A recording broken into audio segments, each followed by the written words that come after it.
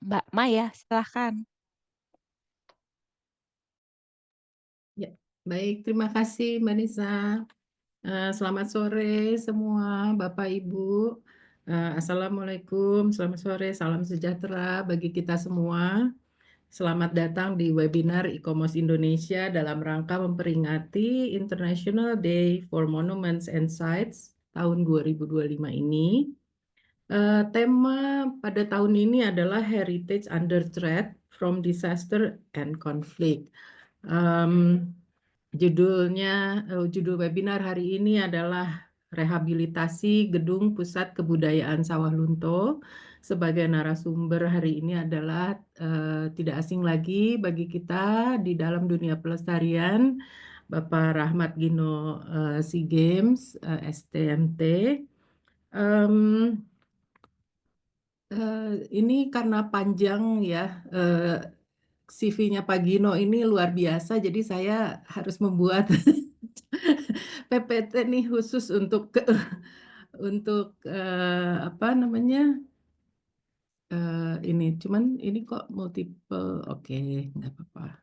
Coba ya, kok saya nggak bisa sharing ya? Karena kenapa ya, Mbak Rere mungkin saya nggak bisa Udah, sharing. Oh, coba udah, lagi Mbak. udah, oke. Oke. Em, Nah, biodatanya Pak Gino nih, jabatan saat ini sebagai Kepala Bidang Perumahan dan Kawasan Permukiman Dinas Perumahan Kawasan Pemukiman Pertanahan dan Lingkungan Hidup Kota Sawah Lunto.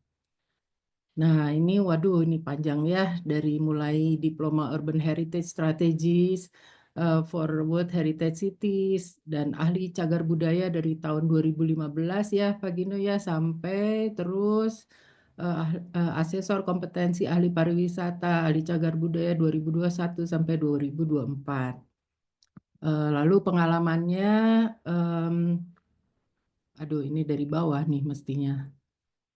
Dari tim penataan pelestarian Kota Pusaka Sawah Lunto, penyusun rencana tata bangunan hingga wah pokoknya panjang deh tentang Sawah Lunto ya. Eh, tim teknis kajian analisa dampak pusaka, ahli cagar budaya eh, Kota Payakumbuh, Kota Pariaman, Kota Padang, eh, hingga saat di tahun 2024 menjadi tenaga ahli kajian dampak cagar budaya Heritage Impact Assessment PT Bukit Asam. Nah, ini ya daftar yang panjang ini apa namanya menunjukkan kontribusinya Pak Gino nih terutama untuk Sawah Lunto yang ditetapkan sebagai warisan dunia pada tahun 2019.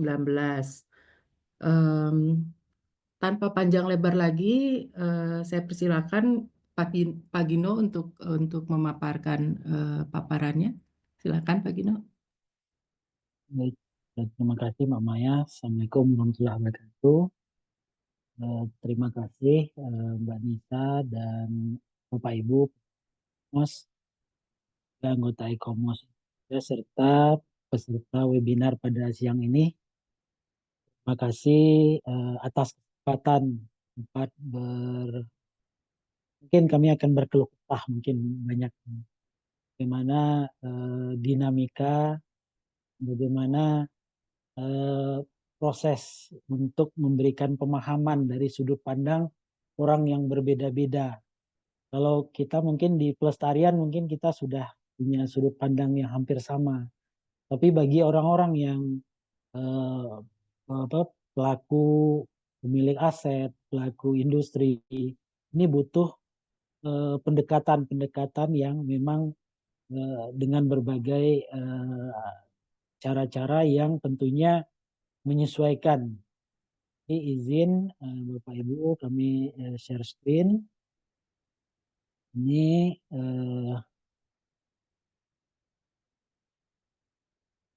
sudah terlihat ya Pak Maya ya. Jadi hari ini kita webinar e-commerce di bulan April dalam rangka memperingati ya temanya ini berkaitan dengan bencana dan ini kita membahas tentang rehabilitasi gedung pusat kebudayaan Kota Sawalunto. Jadi saya akan sedikit bicara dan bercerita terkait dengan apa-apa yang terjadi selama proses yang cukup panjang. Nah, sejak tahun 2022, bahkan semalam setelah kebakaran itu kami meeting dengan Mbak Nisa, dengan eh, Muhia, juga beberapa ahli lainnya. Jadi materi ini kami bagi menjadi 7, lebih banyak kepada proses, mana yang pertama tentang gedung pusat kebudayaan atau dulunya dikenal dengan Society Club of. Terus yang keduanya terbakar pada Festival Durian pada Hari Pangan Dunia. Selanjutnya penyelidikan dan penyidikan ini dari aparat hukum. Selanjutnya identifikasi kerusakan, proses rekomendasi pemulihan, dan progres saat ini. Dan tadi kami juga ikut rapat dengan manajemen ASAM terkait dengan progres untuk penyiapan rehabilitasi. Yang terakhir kesimpulan dan pembelajaran apa-apa yang dapat kita ambil hikmah dan apa-apa tantangan yang kita hadapi selama proses. Dan perlu dicatat memang tahapnya belum direhabilitasi, namun sekarang sudah ada progres yang lebih baik. Baik, yang pertama tentunya sejarah dari gedung ini dibangun tahun 1910 merupakan tempat pertemuan bersosialisasinya dan berhiburnya para pejabat tambang Ombilin serta pejabat pemerintah dari kalangan Eropa. Ini mereka tempat aktivitas berhibur, ya, berdansa dan bernyanyi serta bermain bowling. Ini juga sempat disebut rumah bola saat itu. Pada masa kemerdekaan ada beberapa fungsi yang disesuaikan. Itu gedung Pertemuan Masyarakat atau GPM. Nah juga menjadi Bank Dagang Negara atau Bank Mandiri sekarang sampai awal tahun 2006. Pada tahun 2006 itu sempat direnovasi gedung ini untuk fungsi dikembalikan sebagai gedung pusat kebudayaan. Dan statusnya sendiri pada tahun 2007 ini ditetapkan sebagai cagar budaya Kota Sawalunto, dan tahun 2014 ini dia masuk dalam kawasan cagar budaya nasional Kota Lama Tambang Batubara Ombilin Sawalunto. Dan pada tahun 2019 ini ditetapkan juga dalam area sebagai signifikan objek warisan dunia, warisan tambang batubara Ombilin Sawalunto. Dan kenapa disebut Society Globe of? Ini pada dinding atau papan sopi-sopi tertulis karena Society Globe of Society sebutan untuk perkumpulan atau klub elit, dan Globe of sendiri yang berasal dari sapaan tradisional penambang Jerman ini merupakan ungkapan harapan para penambang, mana artinya lebih kurang semoga deposit biji dapat ditemukan dan semoga Anda beruntung dalam membuka deposit baru. Itu lebih kurang beberapa kutipan dari kalimat potongan dari Globe of itu. Selanjutnya ini adalah foto tahun 1910, di mana tahun 1930-an seperti yang terlihat pada gambar blueprint perencanaan renovasi ini ada perubahan posisi fasadnya, mana posisi dinding sopi-sopi ini bergeser Dulu awalnya di arah kiri bangunan, ini digeser menjadi simetris, lebih ke tengah terhadap masa bangunan. Dan juga dari jendela sendiri juga dan ventilasi udara yang berbentuk awalnya setengah lingkaran, ini juga direnovasi sesuai bentuk yang terlihat pada gambar blueprint ini. Ini sedikit gambaran perubahan yang terjadi di masih zaman era Hindia Belanda. Selanjutnya ini adalah kondisi gedung pusat kebudayaan yang sebelum kebakaran, ini pada tahun 2022 sebelum November. Ini pelangnya merupakan dia komponen part di Company Town yang merupakan signifikan objek pada atribut fasilitas pendukung. Nah, ini beberapa riwayat pengelolaan dari gedung ini, mulai tercatatnya di saat 2006 sampai 2010 saat gedung sebagai gedung pusat kebudayaan, yaitu sebagai gedung pertemuan, ini dikelola oleh pemerintah Kota Sawalunto. Namun setelah berdirinya Hotel Parai yang ada di Kelok S atau dekat kantor pos Sawalunto, itu dijadikan salah satu meeting roomnya Hotel Parai. Dan setelah itu sempat juga kembali ke pemerintah Kota Sawalunto tahun 2017 sampai 2020 untuk gedung pertemuan juga. Dan terakhir sebelum terbakar itu tahun 2001 sampai 2022 itu difungsikan sebagai gedung pertemuan oleh Hotel Khas Umilin. Ini adalah beberapa aktivitas di gedung tersebut. Dan ada beberapa aktivitas mulai dari seminar, acara pesta pernikahan, dan juga pelantikan, beberapa acara kesenian dan kebudayaan lainnya. Nah, ini kejadian yang terjadi pada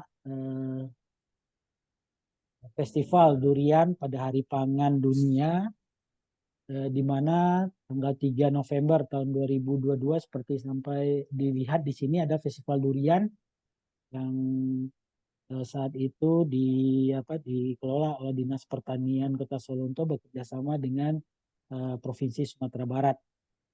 Ini terjadi kebakaran karena arus pendek, dan ini juga menjadi sebuah pelajaran bagaimana kesiapsiagaan dan kemampuan dari petugas kita menangani.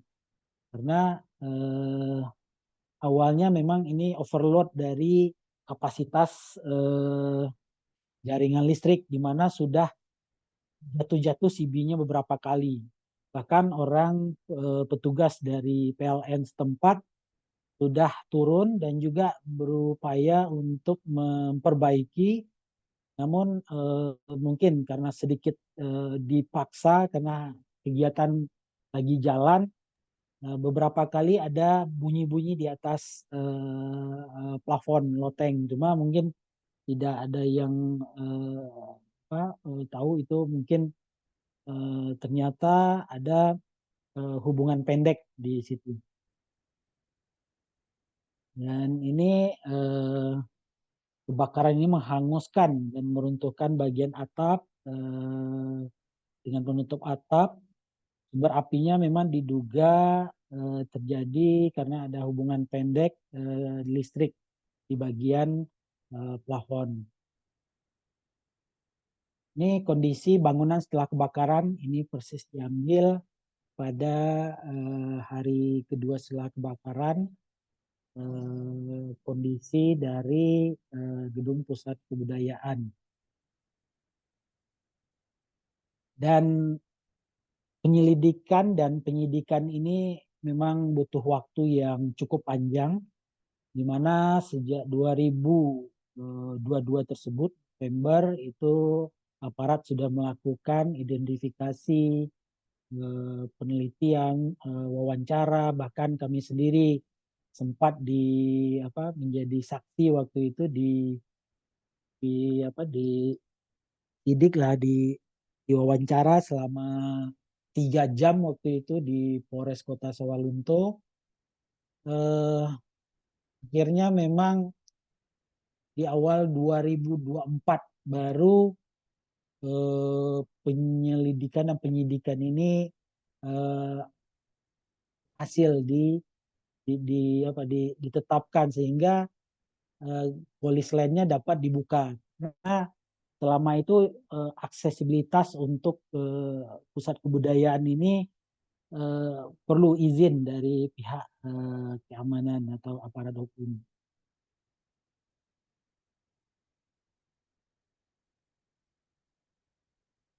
Nah, selanjutnya identifikasi kerusakan ini pada hari kejadian BPCB Batu Sangkar yang saat ini sudah menjadi Balai Pelestarian Kebudayaan Wilayah 3 Sumatera Barat itu melakukan penilaian cepat dampak kebakaran apa-apa yang terjadi kerusakan dan bahkan sudah menyampaikan laporan kepada Dirjen Kebudayaan dan kami sendiri juga sempat melaporkan ke UNESCO Office Jakarta. Dan pada bulan yang sama itu tim kajian dari BPK 3 juga melakukan observasi dan asesmen kerusakan gedung pusat kebudayaan Lunto.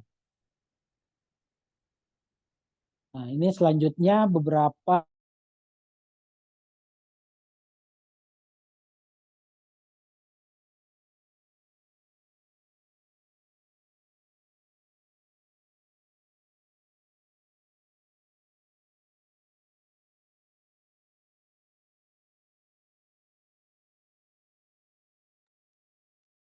Sepertinya ada gangguan nih dalam koneksinya Pak Gino.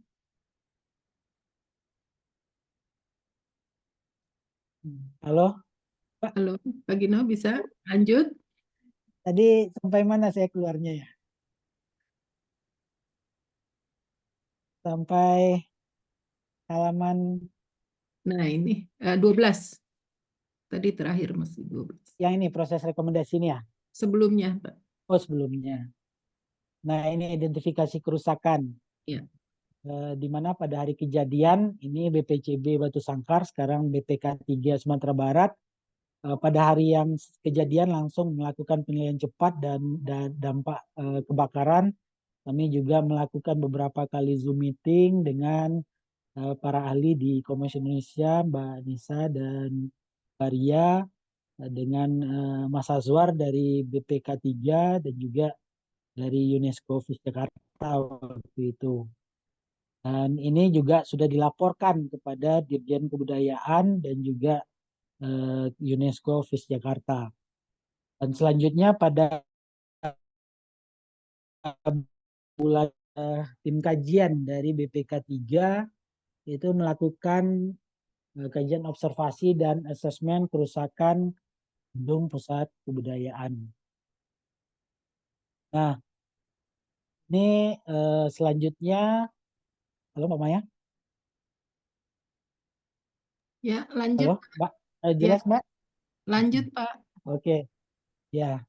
Jadi ini terkait dengan proses rekomendasi pemulihan, mana ada beberapa kajian yang kalau bagi orang apa ya orang yang tidak bergerak di bidang pelestarian ini sangat berat dan jadi PR kita bersama sebenarnya. Bagaimana kita memberikan pemahaman, memberikan dorongan karena eh, sudut pandang kita kajian kalau misalnya kita kajian untuk studi kelayakan bagi mereka mungkin studi kelayakan secara ekonomi, tapi kalau kita kan studi kelayakan secara cagar budaya dan banyak lagi kajian-kajian yang eh, perlu kita berikan pemahaman.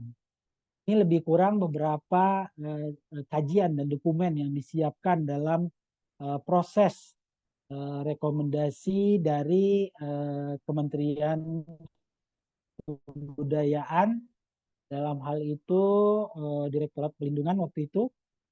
Yang pertama itu penilaian cepat dampak kejadian kebakaran dan laporan sendiri. Yang kedua itu kajian identifikasi, analisa kerusakan dan perbaikan. Ini juga dilakukan oleh Bukit Asam melalui konsultan mereka. Dan dari BPK 3 itu kajian observasi, asesmen kerusakan. Dan juga dari Bukit Asam sendiri melakukan beberapa kajian, pemeriksaan visual, terus studi kelayakan pengembangan sebagai untuk pengembangan kembali, menjadikan tempat pertemuan kembali. Terus ada studi dan juga BPK 3 melakukan studi teknis arkeologi atau cagar budaya. Dan dari pihak Bukit Asam juga melakukan penyiapan perencanaan DED dan juga kajian dampak cagar budaya untuk proyek pemulihan dan perbaikan pasca bencana. Ini beberapa dokumen yang disiapkan, termasuk salah satunya buku panduan juga menjadi referensi yang sudah disusun tahun 2020.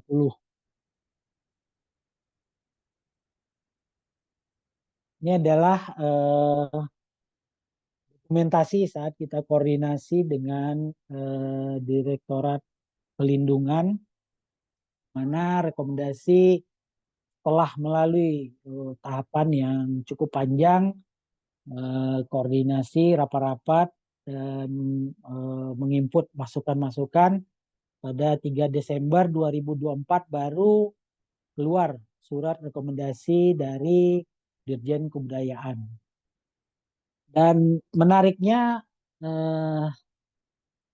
kepedulian dan dukungan para pihak ini sangat istimewa ini untuk Gedung Pusat Kebudayaan ini. Banyak pihak yang mendorong, banyak pihak yang mempertanyakan, banyak pihak yang ikut memberikan dukungan.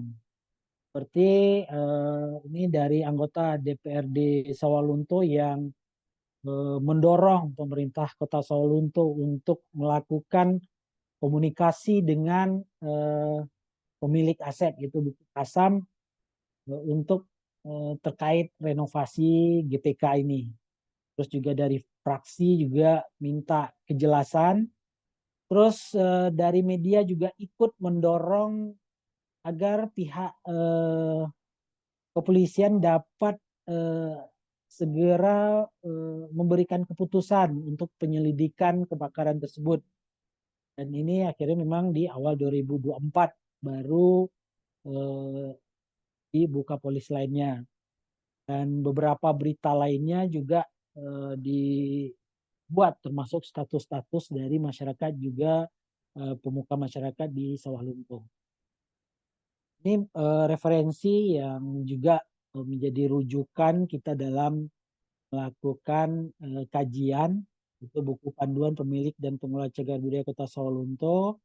Ini kolaborasi saat itu Kota Sawalunto dengan Presiden E-commerce Indonesia, dengan Mbak Nadia dan juga Mbak Tita Karina. Ini beberapa elemen penting dari bangunan, sesuai dengan penomoran, atap, list plan, dinding, jendela, dinding sopi-sopi, jendela, dinding, kanopi, teras, pelengkung dan kolom, birai, pintu utama dan lantai. Dan ini beberapa ilustrasi dari gedung pusat kebudayaan, dinding sopi-sopi yang merupakan elemen signifikan pada bangunan tipologi ini, sehingga ini tidak diperbolehkan ada penambahan elemen baru. Dan bentuk dan arah hadap atap tidak boleh berubah juga, termasuk overstack atap. Dan bentuk dan ritme pembagian daun pintu, jendela, railing, dan lain-lain di tampak depan harus dipertahankan, diusahakan menggunakan material yang sama.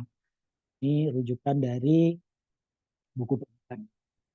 Ini studi teknis yang dilakukan oleh teman-teman BPK 3 mengklasifikasikan kondisi kerusakan bagian atap bangunan itu rusak berat, bagian badan dan kakinya rusak sedang. Dan selanjutnya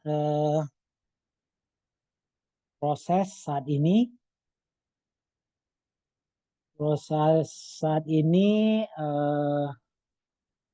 kita Januari rapat dengan Bukit Asam dan juga BPK 3, di mana Bukit Asam telah mengalokasikan anggaran sekitar 15 miliar untuk mengembalikan kondisi gedung pusat kebudayaan ini. Dan ini tidak mudah Bapak Ibu, karena mereka perusahaan BUMN juga perlu berjuang untuk mendapatkan anggaran ini. Dan ini hampir saja kemarin kita tidak mereka tidak didukung, bahkan sedikit lemah saat proses perizinan rekomendasi ini cukup panjang, karena ini dari yang 9 kajian itu sebagian, ada lagi beberapa dokumen kelengkapan khususnya untuk proses perizinan nantinya.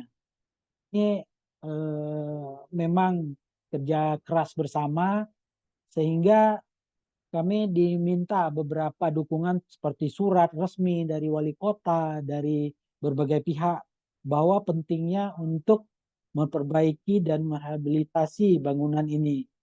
Bahkan kemarin juga dikaitkan juga dengan simposium We Are Site Manager, agar pihak direksi Bukit Asam ini tahu bahwa pentingnya gedung pusat kebudayaan ini dikembalikan.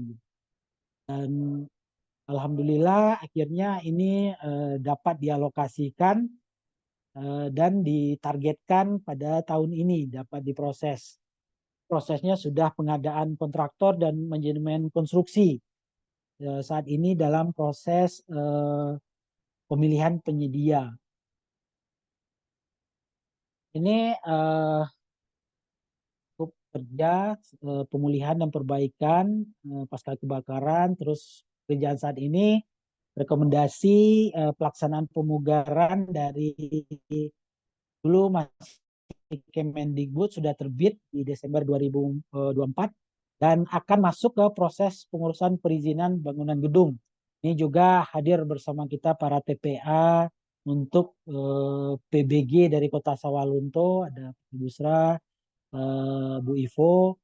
Tentunya ini bisa kita upayakan bersama-sama agar kegiatan ini dapat segera terlaksana. Dari agenda yang direncanakan oleh Bukit Asam ini, pelaksanaan konstruksinya dapat dimulai pada Agustus dan direncanakan 6 bulan pekerjaan sudah selesai Februari. Tapi memang dari pihak direksi menekankan bahwa harus keluar izin dulu baru bisa dilaksanakan pekerjaan. Karena mereka saat diaudit kemarin, mereka mendapat peringatan bahwa perizinan keluar saat pekerjaan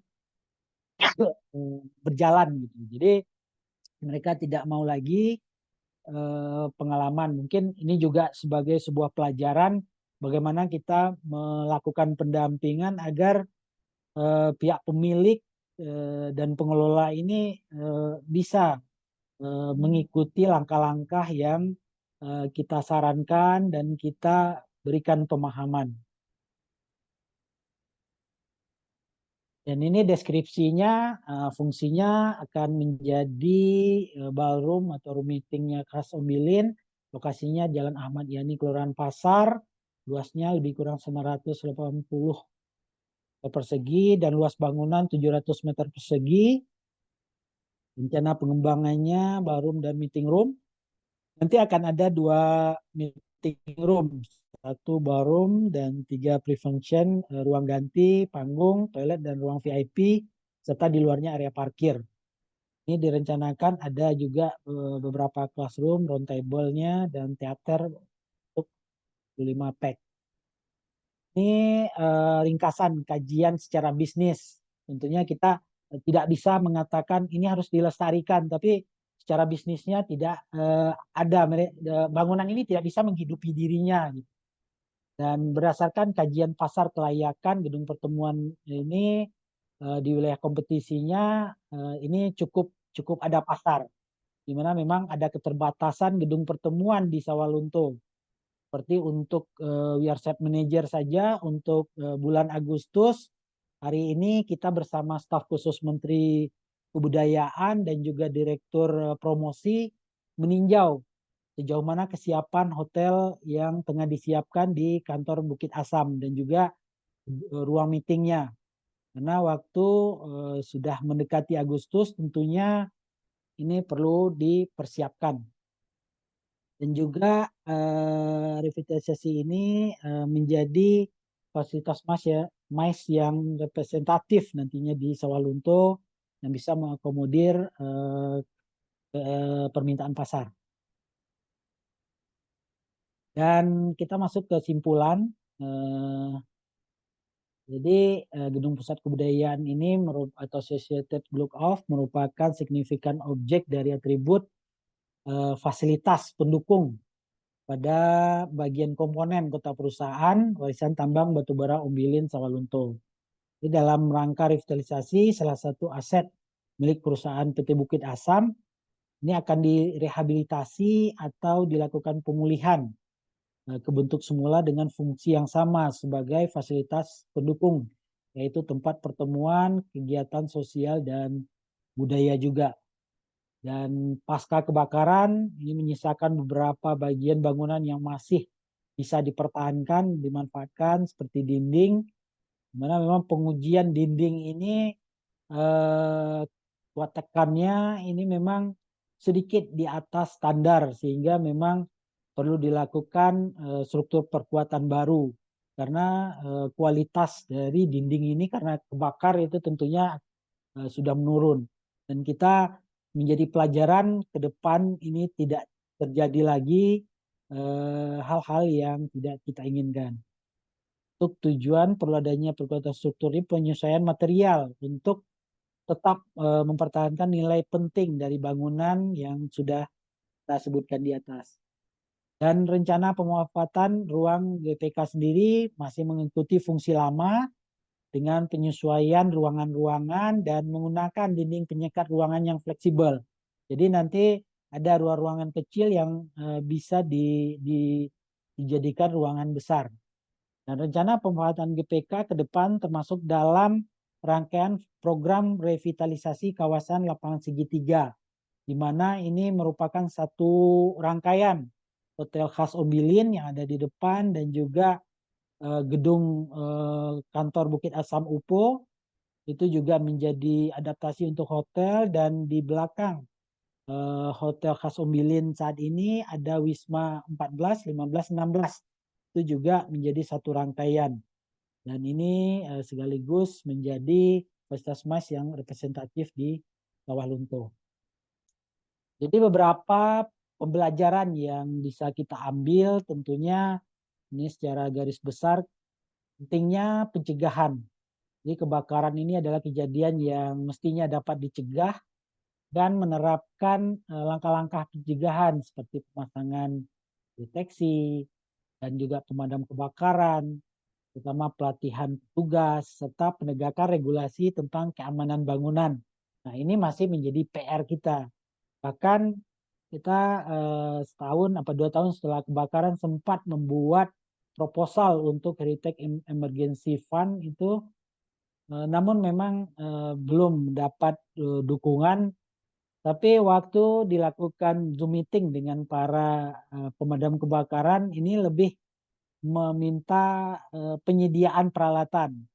Nah, ini mungkin juga menjadi catatan di mana tidak hanya peralatan yang menjadi kendala, tapi juga kemampuan petugas dan juga sistem deteksi dan juga bagaimana regulasi kita untuk keamanan bangunan.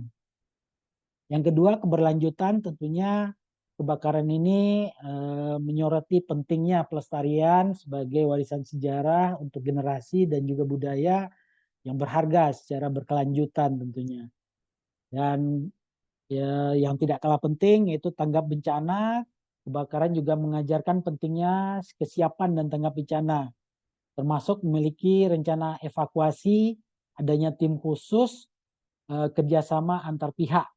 Di beberapa video Saat itu kami juga tidak berada di Sawah Lunto, kami perhatikan memang ada sedikit proses yang membutuhkan waktu. Selanjutnya manajemen risiko. Kebakaran ini tentunya mendorong pentingnya kita menyediakan manajemen risiko bencana, termasuk asesmen untuk kerentanan, pencegahan, dan mitigasi. Setelah terjadi kebakaran, kami sempat memperbaiki instalasi beberapa museum di Kota Sawalunto yang kebetulan memang menjadi kewenangan dari pemerintah kota. Jadi beberapa instalasi listrik kita perbarui dan kita tingkatkan kualitasnya karena daya naik tapi kabelnya masih kabel-kabel kecil. Itu tentunya ini berisiko. Terus peran masyarakat, di mana kebakaran ini juga penting. Peran masyarakat dalam menjaga cagar budaya, memberikan informasi hingga berpartisipasi dalam kegiatan pelestarian. Dan kami sangat senang di mana masyarakat Sawalunto sangat mendukung pelestarian yang ada untuk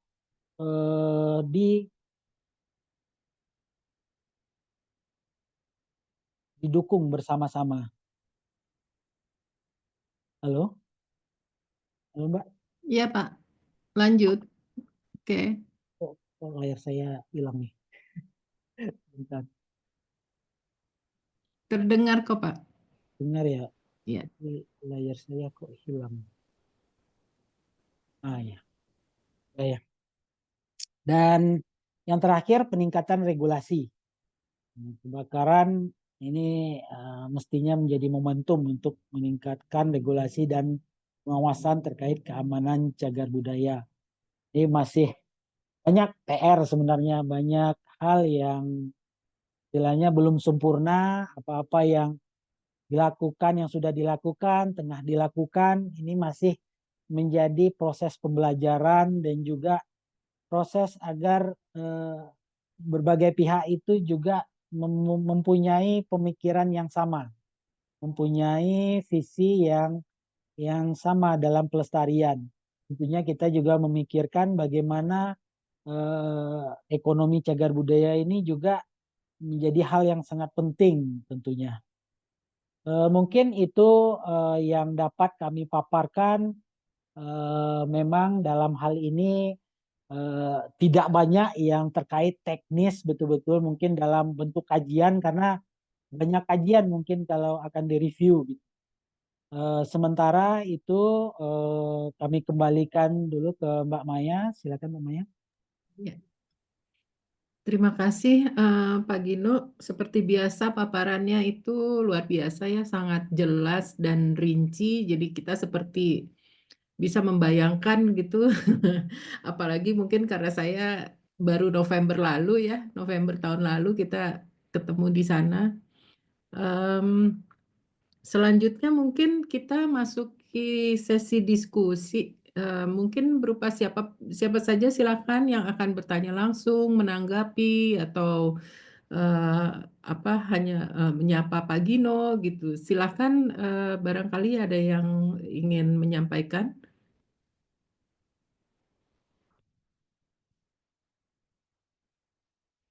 Ya, Mbak Ratri, silakan Mbak. Ya, terima kasih Mbak Maya, terima kasih Pak Gino. Maaf saya ini apa namanya Ya, off kamera. Ini tadi Pak Gino saya mau tanya tentang heritage ekonomi. Jadi tadi kan Pak Gino sempat menyebutkan bahwa apa namanya heritage itu tidak apa ya, dia perlu membiayai dirinya sendiri kurang lebih kan begitu ya Pak ya, supaya dia bisa sustain itu bisa apa namanya, kehidupannya bisa berlanjut gitu ke depannya. Nah, ada strategi apa yang diterapkan di kawasan Sawah Lunto, Pak, sebagai, warisan budaya dunia? Terima kasih. baik. Langsung ya Mbak Maya ya. Terima kasih Mbak Ratri yang menjauh di sana hadir.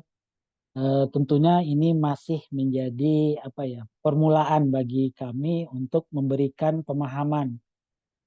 Contohnya ke Bukit Asam sendiri. Jadi saat mereka merenovasi atau merevitalisasi hotel khas atau Wisma Ombilin ini. Ini juga dilakukan kajian dampak cagar budayanya oleh Mas Punto saat itu. Ini menjadi sebuah trigger di mana dulunya Wisma Ombilin ini adalah wisma atau hotel yang menakutkan, Mbak Ratri. Bahkan kami sendiri yang orang Sawalunto, jangankan menginap, kadang duduk mampir saja ada perasaan gimana gitu. Jadi setelah dilakukan perbaikan juga penyesuaian, tentunya kita ada istilahnya maju mundurnya, istilahnya kita perlu pertimbangan mencarikan solusi, misalnya kebutuhan sebuah hotel, standar hotel gimana. Tentunya ini menjadi perhatian. Seperti kajian yang saat pandemi dilakukan saat itu, ini juga menjadi sebuah cara di mana kita tidak langsung frontal memberikan ini boleh, ini tidak boleh, ini tidak boleh. Jadi dia istilahnya kita melakukan pendekatan secara persuasif. Kita lakukan semacam masuknya memang sebagai kita alokasikan diri kita juga sebagai pemilik cagar budaya yang berharap ada hasil dari mereka memiliki dan memelihara cagar budaya itu sendiri. Dan juga kami lihat sampai minggu ini dan hari ini kami Zoom meeting dari kamar Hotel Khas Ombilin dan sangat menyenangkan di sini. Ini terasa tidak ada perasaan-perasaan.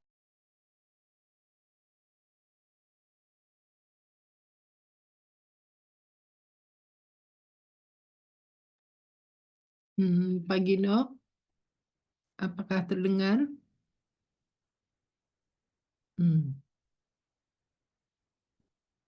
Sepertinya Seluas itu dimanfaatkan menjadi adaptasi lagi menjadi hotel, tentunya dukungan-dukungan ini yang kita lakukan.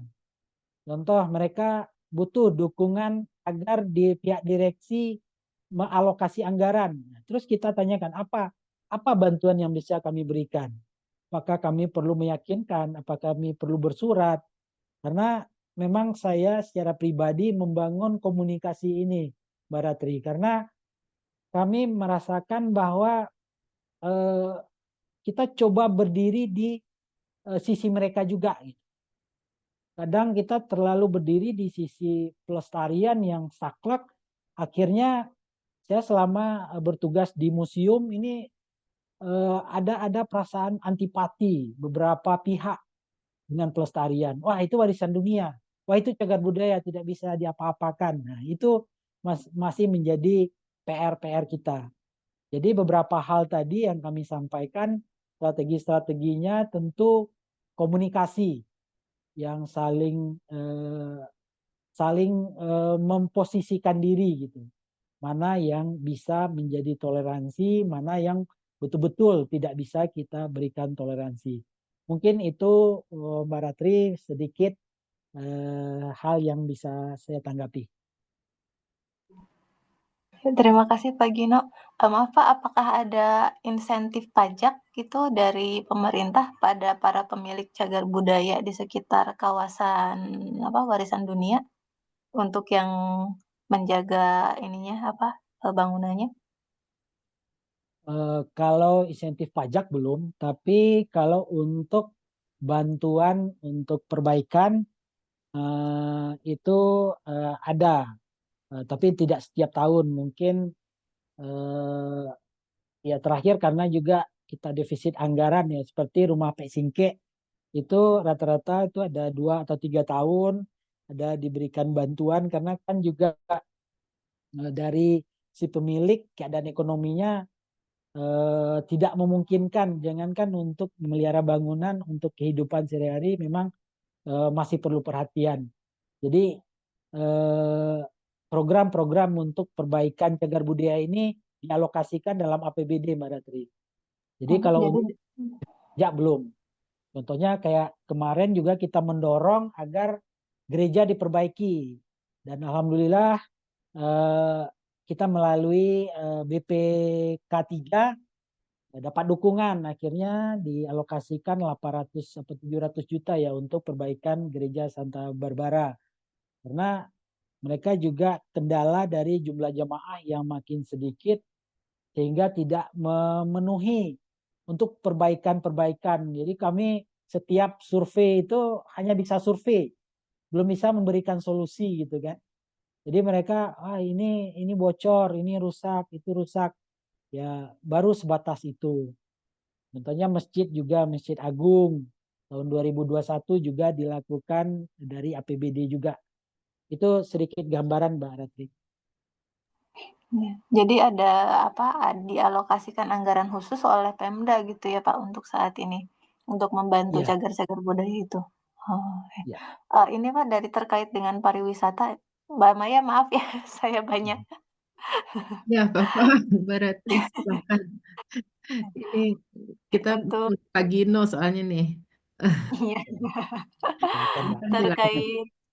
terkait terkait bantuan pendanaan tadi, apakah ada upaya misalnya lewat pariwisata gitu Pak, apa dibuka tiketing misalnya untuk masuk ke gereja gitu atau ke bangunan-bangunan tadi, atau seperti apa ininya untuk investasi dan pembiayaan cagar budayanya ini,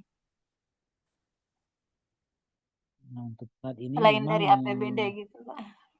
ya retribusi baru yang museum dikelola oleh pemerintah kota kan. Jadi kalau untuk yang merupakan milik masyarakat, Bukit Asam itu belum ada ya berupa tiket masuk. Paling dari sektor pariwisata dan kunjungan, paling memang dari industri hotel dan meeting ini dari Bukit Asam. Jadi belum belum banyak sih yang apa istilahnya eh, sumber-sumber pembiayaan itu Mbak Ratri.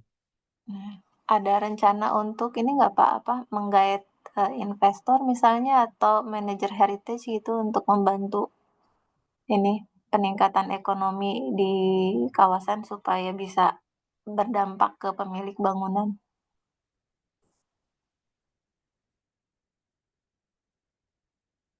Ya memang kalau dari wacana-wacana dan diskusi-diskusi kita dengan pimpinan ini banyak harapan dan seperti menarik investor. Ini kita apa eh, dilematis sebenarnya Mbak. Di satu sisi kadang kita membawa investor, contohnya hal yang depan mata lah. Kita minta Bukit Asam, mereka memelihara aset mereka, tapi prosesnya cukup panjang gitu. Prosesnya butuh memang pendekatan yang lebih. Jadi ditambah lagi kondisi mungkin keuangan Kota Sawalunto yang sudah 5 tahun ini tidak baik-baik saja, apalagi tambah efisiensi. Nah, kalau untuk mengangkat sebuah manajer, bahkan site manajer warisan dunia aja sampai sekarang ini WT Bos tanpa pengelola ini sekarang. Karena semua pihak merasa bukan pengelola.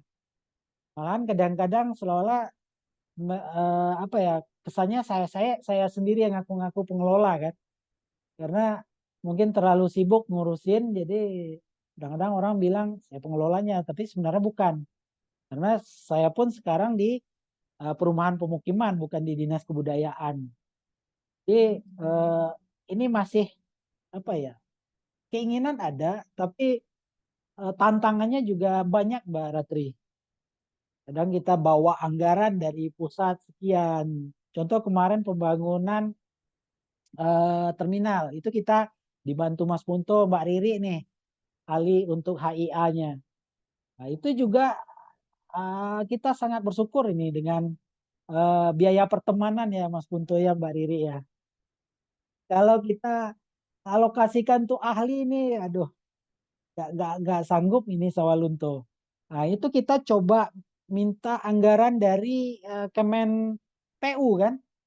Tapi saat dananya sudah ada, ternyata ada pihak yang mengatakan ini tidak bisa, itu tidak bisa. Waduh, nah itu kan menjadi kontraproduktif apa yang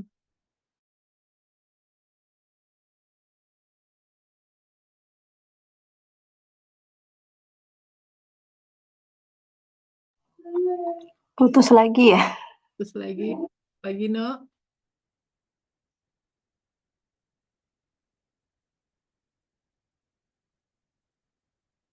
Pak Gino.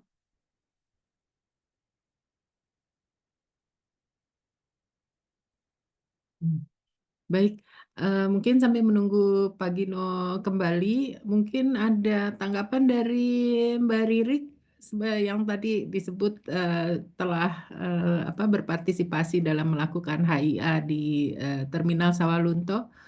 Mbak Ririk, apakah ada ini tanggapan atau kita ngobrol-ngobrol aja santai?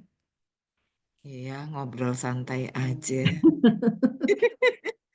Aku juga cuma diajakin Om Punto mana dia. Langsung kabur kayaknya. Oh ada. Iya, ngobrolin apa? Jadi bagaimana prosesnya waktu itu yang mengadakan HIA untuk terminal itu terlibat di situ, Mbak Ririk? Mm-mm. Cerita sedikit. halo. Nah, Mas Nah, Gino udah masuk lagi itu. Tantangan baru lagi nih Mbak Riri, Mama ya. Iya. Sinyalnya nggak masalah terus di sini. Oh, jadi curhat begini nih semua bludak. Silakan Mbak Riri, ada ini pengalaman kemarin Mbak Riri. Iya. Itu agak lucu juga ya sebetulnya ya Mas Gino ya. Kerjaan tuh udah jalan gitu loh. Ianya nyusul. Ya gitu-gitu itu deh. Tapi paling enggak kita berusaha ya semaksimal mungkin dengan apa dengan waktu yang berkejaran, proyek udah jalan, ya baru jalan gitu ya Mas Gino ya. Meminimalkan dampak itu aja sih yang kemarin. Tapi ramai sekarang Mbak, jadi satu spot baru. Jadi Oh, jadi udah. pilihan lah, ya. Jadi Oh, malam-malam itu ada penampilan ini kan orang ngamen-ngamen asik gitu di ah, bawahnya. ah. Ya mudah-mudahan lah apa ya merangsang untuk ramai itu kan.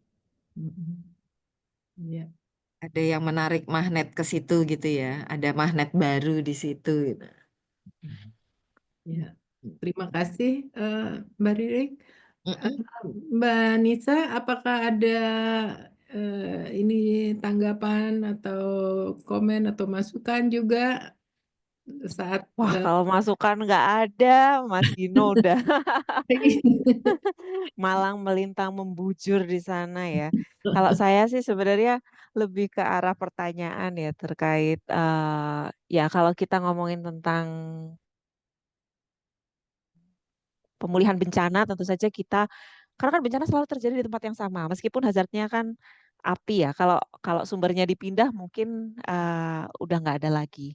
Tapi tadi saya mendengar oh ini difungsikan kembali begitu. Nah, ada nggak kalau difungsikan kembali lalu gimana nih mitigasinya supaya fungsi yang baru nggak nggak bikin hazard yang sama.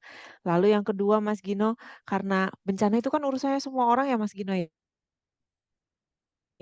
Tapi kalau nggak ditunjuk orangnya siapa yang ngurusin, jadi nggak ada yang ngurusin gitu. Jadi, oh ini kan urusanmu, bukan urusanmu gitu. Apalagi cagar budaya itu kalau kalau di Borobudur mah udah perang bintang karena kan banyak kementerian yang terlibat di sana. Pariwisata masuk, budaya masuk gitu.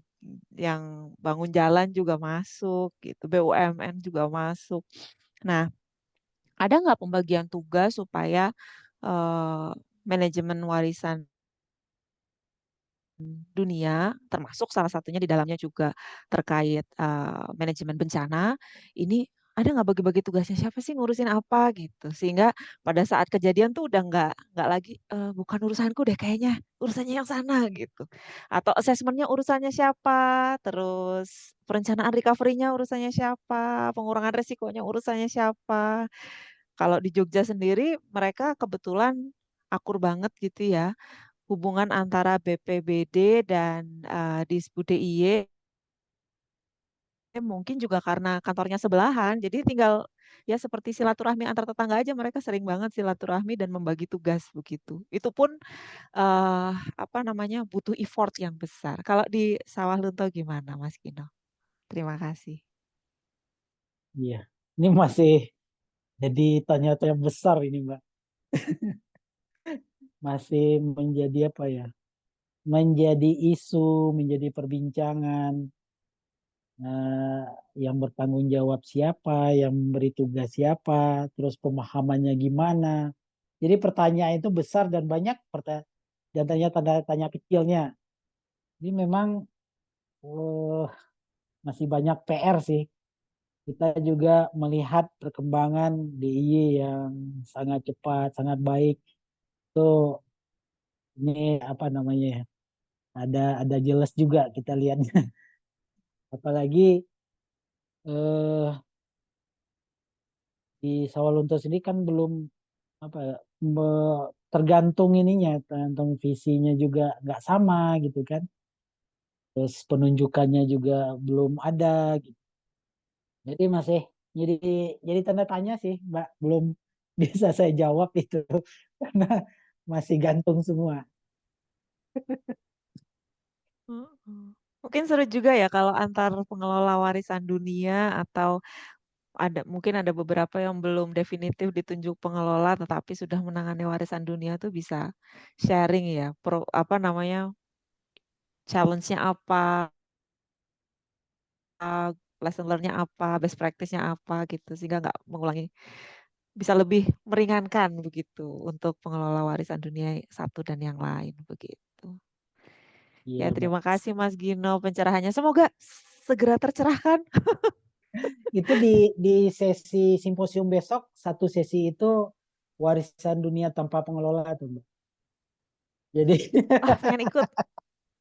iya, itu tuh. Jadi mudah-mudahan ini bukan apa ya, sistem yang otomatis. Tiba-tiba tanpa pengelola ya udah tanpa pengelola, bukan gitu maksudnya kan. Iya. Maksudnya ya kondisi Tanpa sekarang pengelola tanpa aja pengelola jalan ya gitu. udah nggak usah Iya, pakai. iya. Iya. Oke. Wah, seru nih kita jadi ngobrol-ngobrol nih saling mengisi nih. Barangkali dari yang lain Bu mungkin Maya, iya saya Pak, ada tanggapan dan pertanyaan untuk Pak Gino. Mangga, silahkan. Ya, baik. Selamat sore Pak Gino. Apa kabar? Baik, Pak Ari. Ya, Pak Gino ya. Nah, jadi yang pertama, saya sangat setuju sekali dengan adanya kajian bisnis. Ya, mau tidak mau itu harus ada karena mau membiayai sendiri. Ya, tapi kemungkinan risikonya ada perubahan. Nah, saya tadi lihat perubahan itu di dalam. Kayaknya ada ruang yang berubah atau itu ya. Nah, nanti kaitannya itu apa konsekuensinya terhadap heritage site tadi, e-commerce. Ada nggak dia resikonya, konsekuensinya? Ya, karena yang tadi kajian bisnis dan perubahan itu persis dengan apa yang dilakukan oleh Pak Hongki, Pak Gino, yang kawan kita dari Bangka, Pak Hongki ya.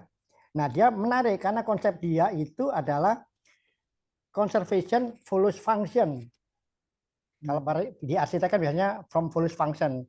Kalau dia punya konsep conservation follows function. Jadi ada yang bisa dirubah, tapi untuk menunjang pelestarian agar bisa mendatangkan duit. Kalau tidak bisa mendatangkan duit, ya percuma. Siapa yang membiayai? Nah, persis seperti kata Pak Gino tadi. Tapi kaitannya nanti dengan e-commerce tadi yang apa ya, yang itu ya, persetujuan sebagai warisan dunia tadi ada konsekuensinya tidak? Karena ada yang berubah. Karena saya lihat luarnya tidak berubah, tapi dalamnya itu termasuk yang jadi penilaian atau tidak. Itu satu tadi ya, agak banyak gitu ya. Kedua, terkait dengan kebakaran. Memang ini sudah saya pernah lontarkan waktu ada BIMTEK, Bangunan Cagar Budaya di Palembang, bahwa bangunan cagar budaya itu harus di SLF, sertifikasi layak fungsi, tapi mereka ketakutan. Loh Pak Ari, nanti dibongkar Pak Ari. Maksud saya bukan untuk dibongkar, tapi untuk mengantisipasi apa kelemahannya. Nah, terkait dengan bangunan Pak Gino ini, karena kebakaran tadi, apakah sekarang dipasang sprinkler atau hanya menggunakan par dan hidran? Karena ada pertimbangan-pertimbangan tertentu. Kalau AC pasti ya karena kebutuhan. Tapi kalau sprinkler mungkin terlalu banyak makan waktu gitu ya, makan tempat atau perubahan. Nah, karena tadi tidak jawabkan Pak Gino, mana yang ada perubahan gitu. Itu sangat menarik. Kan saya juga tertarik apakah boleh sampai segitu gitu ya. Karena Pak Hongki itu sebetulnya lebih enak karena ada bangunan baru di belakang. Bangunan dia aman gitu ya, tapi memang ada yang harus dirubah untuk keselamatan pengunjung.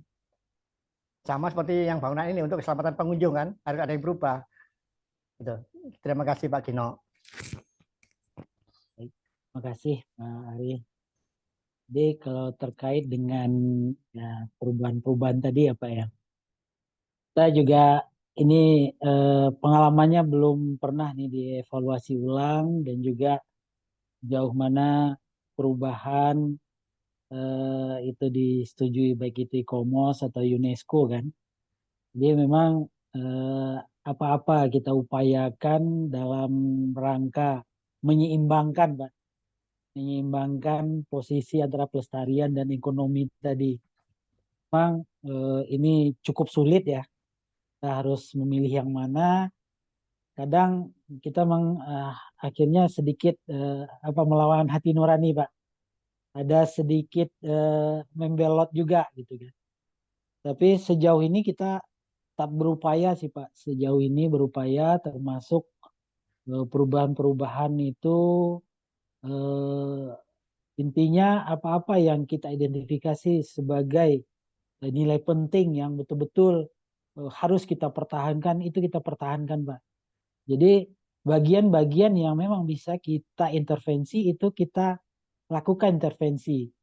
Namun kalau memang itu seperti tadi di panduan itu ada beberapa elemen yang memang betul-betul menjadi catatan penting, itu kita upayakan. Karena kita juga berpikir Pak, saat nanti operasional ini juga berpengaruh Pak, saat seperti pemasangan untuk sprinkler tadi. Ini juga kan perlu penyesuaian dengan kondisi sekarang. Jadi kalau kita masih mengadopsi cara kerjanya Gedung Pusat Kebudayaan yang dibangun 1910, tentu ini tidak relevan lagi dengan kondisi yang kita perlu AC, kita posisinya tertutup, plafonnya tertutup gitu kan. Dan ini banyak memang penyesuaian. Kami akui ini ibaratnya memberanikan diri sedikit membelot ini Pak. Walaupun kita terus berupaya ya, berupaya agar tetap hal-hal yang kita diskusikan tadi itu bisa kita minimalisir gitu.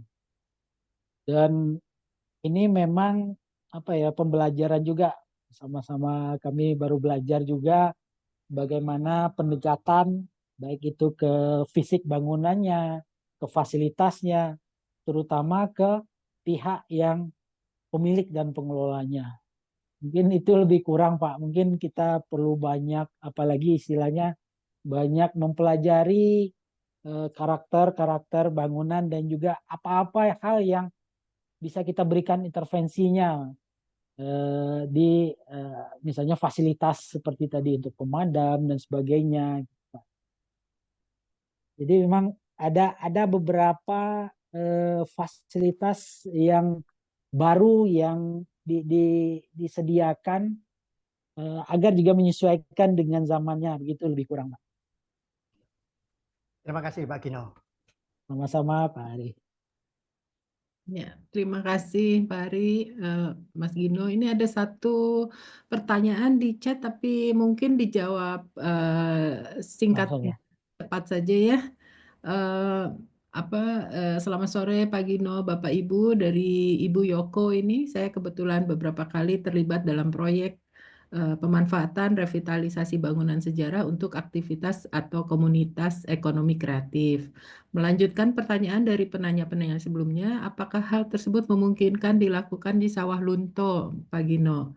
Apakah ada ekosistem ekonomi kreatif di Sawah Lunto, dan untuk bangunan heritage sejauh apa form follow function yang dibolehkan untuk kegiatan ekonomi kreatif? Terima kasih.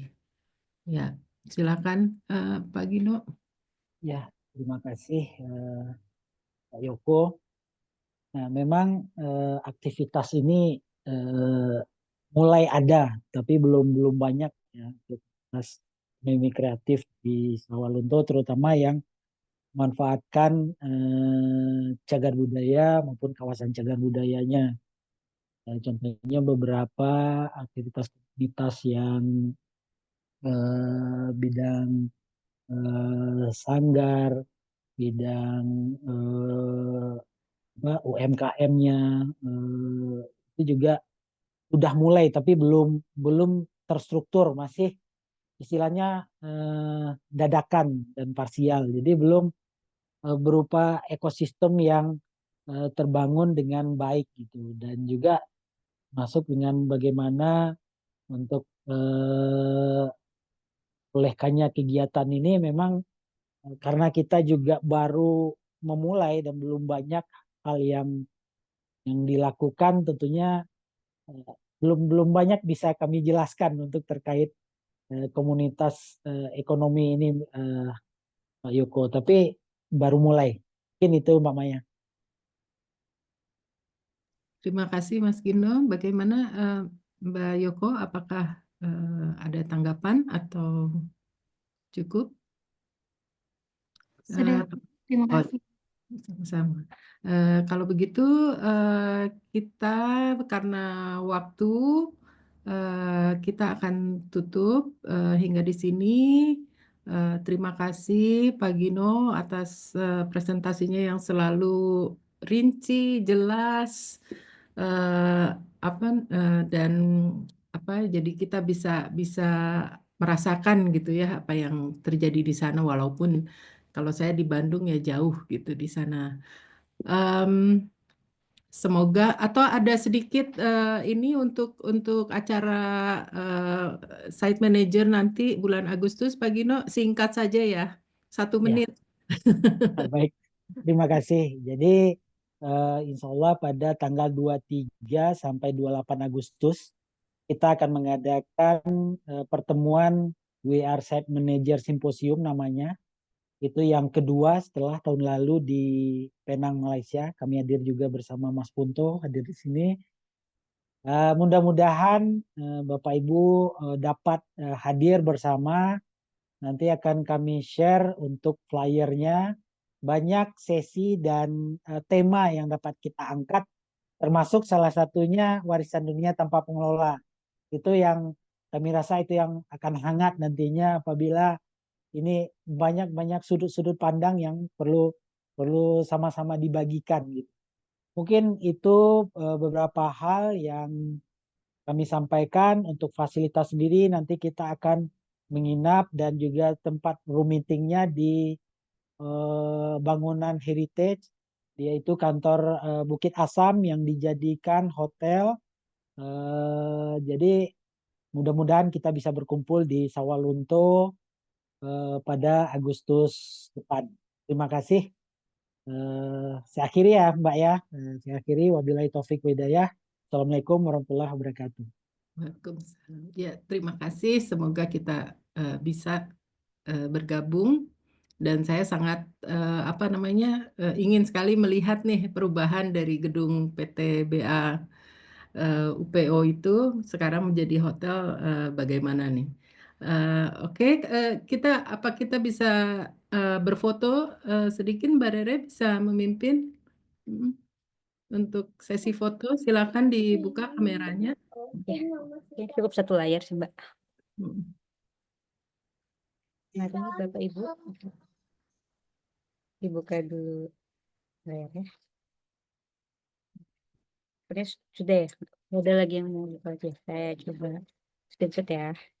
Baik, 1, 2, 3. Kayak lagi 1, 2, 3. Sip, makasih. Terima kasih semua. Saya kembalikan ke Mbak Nisa untuk penutup. Silakan. Oke, baik. Terima kasih Bapak Ibu. Oh, Mas Punto tadi udah buka kamera, mau menutup kayaknya. Ya, terima kasih Bapak Ibu atas kehadirannya.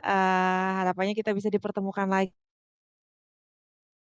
di kesempatan-kesempatan lainnya. E-commerce tentu saja berkomitmen untuk terus bisa menjadi saluran untuk berbagi. Jadi Bapak Ibu yang memiliki praktek-praktek di lapangan, ada penelitian, silahkan bergabung ke e-commerce supaya kita bisa mewadahi sharing knowledge-nya sebagai salah satu misi dari e-commerce. Ya, tanpa berpanjang lebar lagi, terima kasih atas kehadirannya. Sampai jumpa di sesi talk selanjutnya. Terima kasih, bye. Semua Pak Gino. Oke, Nisa.